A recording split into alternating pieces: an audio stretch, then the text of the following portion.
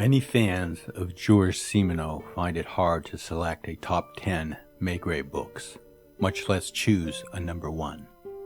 If you are a fan, this problem is understandable, as all Maigret stories seem to have a special window that gives you the sensation that you are secretly watching real life, the hidden compulsions and the secret nobility of the human soul. What Maigret seems to be exploring primarily is not the machinations of the criminal mind, but the natural struggle within the self.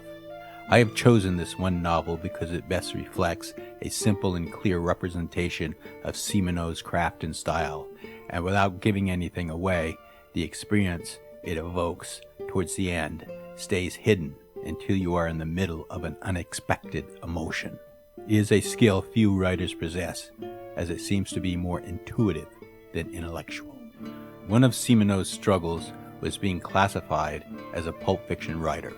He wanted literary recognition as a novelist. I have always felt his writing was artistic. I know there are those who disagree. After all, the chief inspector does solve murders. That's true, but the crimes many times seem more like literary devices to explore the deeper regions of the human heart. Another complaint, his books are short, at least shorter than an artistic work should be. But many would say that they are minimalistic. Simenon wields the mot juste with effortless skill and strikes the mark repeatedly, like Hemingway and Tolstoy, evoking a visual dream on the glowing plate of the magic lantern. He is also criticized that he writes with blinding speed and does not seem to take great pains with rewrites.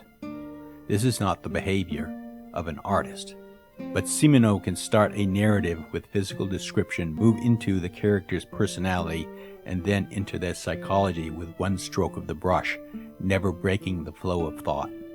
I believe he had this ability because he wrote like he was running a marathon. His writing feels relaxed, but with great focus. I'm sympathetic to all arguments. If someone wants to call his work pulp fiction, I'm okay with that. It doesn't change my enjoyment. The Pulitzer Prize-winning novel, The Age of Innocence, has a surprise insight at the end. And so does Maigret and the Headless Corpse. I believe this novel deserves accolades too, for insight into the human soul. Part of what influenced me in choosing this novel is, I know one of the characters in the book. I don't mean I met this person in a bar in Paris along the Canal Saint-Martin. I mean I know someone with a similar unresolved unconscious conflict. One of Georges Simenon's great talents was creating characters. He has many original characters with distinct voices. His characters ring true, and it's hard not to see them as real people.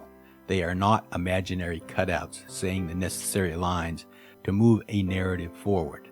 That is the main difference between Simenon and other pulp fiction writers. You have seen and have known these characters. They feel familiar. The story begins when Maigret is called to look at a dismembered arm found in a canal. It had been stirred up from the muddy bottom by an overloaded barge. The case in the beginning seemed hopeless. Little to go on, the victim's head cannot be found, making identification difficult.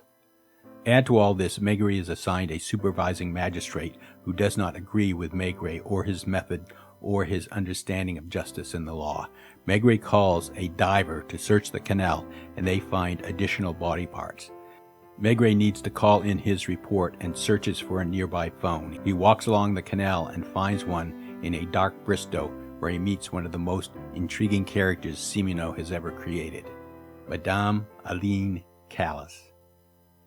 Defiantly indifferent, without fear or shame, the prisoner of a dark childhood.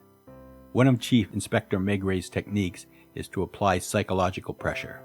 Madame Callas is unaffected by this approach. At first it is difficult to see Maigret's fascination with Madame Callas. His wife notices and comments, making Maigret self-conscious. Maigret becomes concerned that his infatuation might influence his judgment. He understands the facts, but he wants to understand more. Why? because the right understanding means absolution, and more than anything, Maigret seeks and needs absolution. Therein lies the secret at the bottom of this touching, poignant tragedy, stirred up like the severed arm from the muddy bottom of the canal.